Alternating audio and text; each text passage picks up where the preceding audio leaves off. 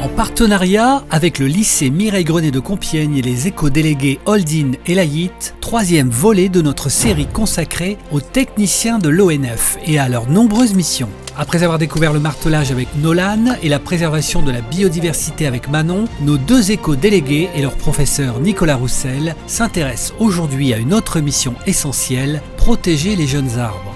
Sur 2 parcelles expérimentales, ils suivent le travail de Guillaume, technicien forestier, accompagné de 2 ouvriers forestiers, Dimitri et Christophe. Un moment de partage et de questionnement pour nos 2 lycéens citoyens. Mais du coup, il n'y a vraiment aucune solution pour lui redonner vie ici ? Un rendez-vous responsable sur les conséquences du réchauffement climatique. Ce qu'il faut comprendre, c'est que les gens soient inquiets pour l'avenir parce qu'effectivement, ils vont vivre la forêt de Compiègne dans sa période un peu critique. La forêt, ici en Compiègne notamment, elle change, donc ça va être assez dur de s'y adapter, mais il faudrait que on s'y adapte et qu'on laisse de côté nos préjugés. Le réchauffement climatique en forêt, c'est vraiment un enjeu qui est vraiment qu'il faut vraiment prendre en compte. Bienvenue en immersion avec l'ONF.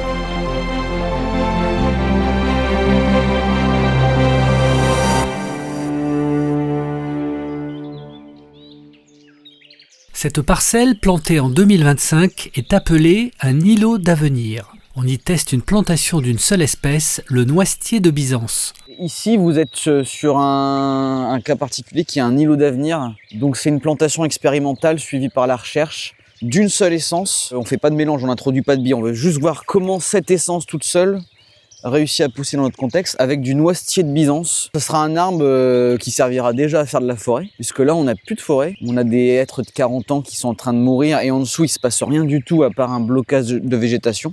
Parce qu'en fait comme il meurt, il ne crée plus d'ombrage. Donc vous avez un apport de lumière intense au sol. Et donc quand il y a beaucoup de lumière au sol sur des sols comme on a ici, ça vous fait un tapis d'herbe et il n'y a rien qui peut pousser, quoi. Donc il n'y a plus de forêt, donc le noisetier de Byzance, la première étape, ça va être déjà de faire de la forêt. Ensuite, si on arrive à faire des beaux arbres, éventuellement de produire du bois. Et puis aussi l'aspect social, de se promener dans une forêt qui ressemble encore à une forêt avec des arbres. Ce choix a été réfléchi parce que la forêt est aujourd'hui fragilisée. Le changement climatique, l'état des sols et la présence d'animaux comme les cerfs très nombreux en forêt de Compiègne menacent les jeunes arbres. Sans prédateurs naturels, ils abîment les semis en les broutant. Ce qui a un impact négatif, c'est le gibier. Les grands cerfs, ça a été très longtemps, mais ça a été introduit. L'environnement forestier, c'est pas son milieu naturel historique. Leur pullulation, l'absence de prédateurs. Donc là, vous déréglez la chaîne. Donc c'est ça qui fait que leur effet est impactant et néfaste. À part le gibier, il n'y a aucun problème avec les animaux. Non, Pour protéger ces jeunes plants, les techniciens utilisent des tubes appelés tubex. Ils servent à 3 choses: protéger les plants du gibier, les rendre visibles dans les herbes hautes et favoriser leur croissance grâce à un effet de serre. Ah bah oui, toujours vivant. Il fait des feuilles, il est en train de sortir. Il est bien vivant. Par contre, si on le protège pas, il y a de grandes chances qu'il se fasse consommer. S'imaginer que des protections comme ça, sur les 5 dernières années, on en a installé 350 000. Et là, sur cette zone-là, vous en avez à peu près 3 000. Donc sur ce que vous avez là, c'est 100 fois plus grand l'ampleur de la tâche. Je parle juste d'entretenir les protections. Même si des solutions plus écologiques existent, elles sont plus coûteuses et les protections comme les grillages sont parfois détériorées par les promeneurs. Le problème des grillages, c'est qu'ils ne sont pas très bien compris et qu'ils sont beaucoup vandalisés en forêt de Compiègne. Donc c'est aussi un crève-cœur. Parce que si on pouvait faire plus facilement des grillages, on mettrait aussi moins ce genre de protection. Le métier de technicien forestier est devenu plus complexe. Il faut désormais gérer davantage d'espèces d'arbres et adapter les plantations, ce qui demande plus de temps et de réflexion. Sur les plantations, ça nous a grandement complexifié la tâche puisqu'on multiplie les essences, on multiplie les mélanges. Donc que ce soit pour nous ou pour les entreprises ou nos ouvriers qui travaillent, on a des chantiers beaucoup plus complexes à concevoir et à réaliser. C'est aussi un casse-tête pour les pépinières qui doivent se mettre à produire plus d'essence sans savoir de combien elles vont disposer. Il faut qu'elles trouvent les graines dans des peuplements porte-graines.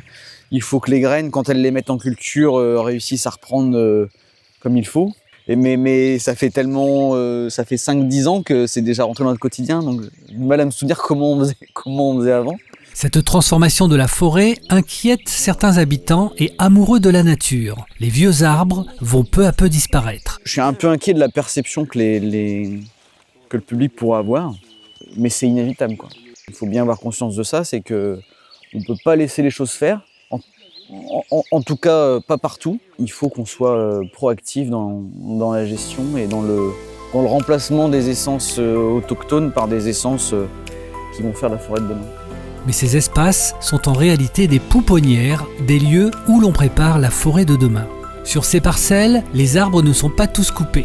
Les techniciens pratiquent des coupes en bande, en laissant certains arbres pour protéger les jeunes plants du vent et du soleil. On a fait le choix de raser des bandes pour avoir un abri un peu latéral, avoir un peu d'ombrage aux abords des bandes plantées, casser les vents chauds qu'on peut avoir aussi l'été. Ça, c'est des schémas qui existaient déjà il y a 50 ans, pour d'autres raisons, mais qui existaient, où on voulait mélanger un peu le renouvellement naturel avec de la plantation.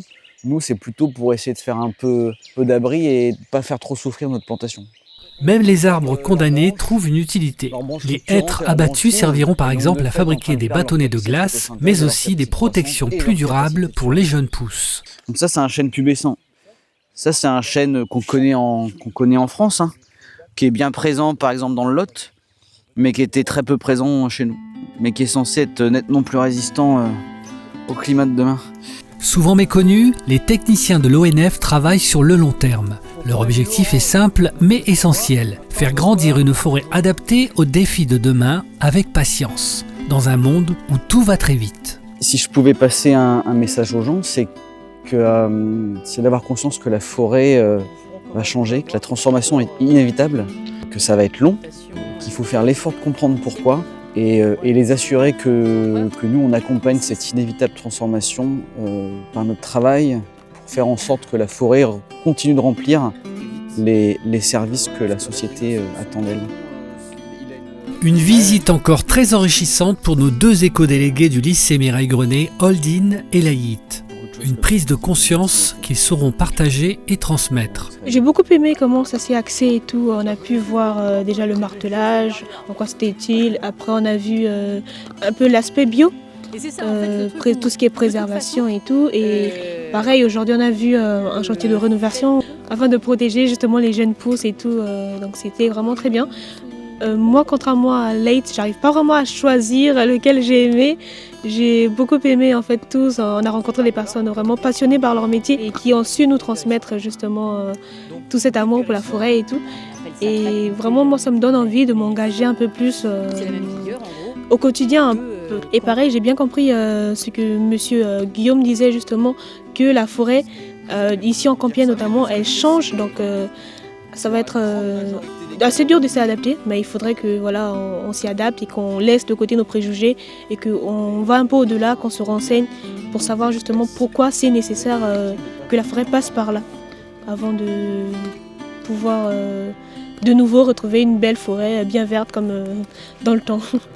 J'ai retenu que le réchauffement climatique en forêt, c'est vraiment un enjeu qui est vraiment qu'il faut vraiment prendre en compte et qui sera inévitable malheureusement.